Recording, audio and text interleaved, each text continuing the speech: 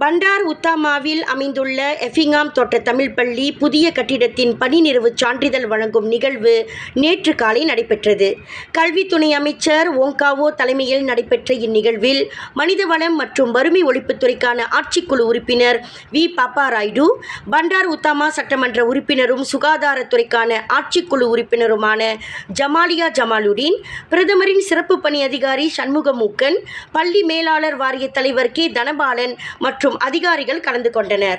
இந்த புதிய கட்டிடம் மாணவர்கள் கல்வி கற்பதற்கு உகந்த வசதியான சூழலை கொண்டுள்ளதாக பாப்பாராயுடு தனது முகநூல் பதிவில் கூறினார்.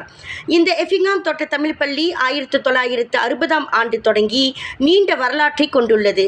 இப்பள்ளி தொடக்கத்தில் பத்துலப்பான் லாடாங் எஃபிங்காம் பகுதியில் நிறுவப்பட்டது. சமூக போராட்டத்தின் விளைவாக இந்த பள்ளி இறுதியாக பண்டார் உத்தாமாவில் 3 ஏக்கர் நிலத்தில் நிரந்தர இடத்தை பெற்றது.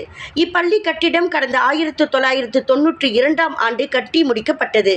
இன்று நமது மாணவர்களின் எதிர்காலத்திற்காக சிறந்த நவீன வசதிகளுடன் இந்த மரபு தொடர்கிறது என்று அவர் சொன்னார். விண்வெளியில் மேலும் செய்திகளை தெரிந்து கொள்ள கீழே இருக்கும் பெல் பட்டனை அழுத்துங்கள்.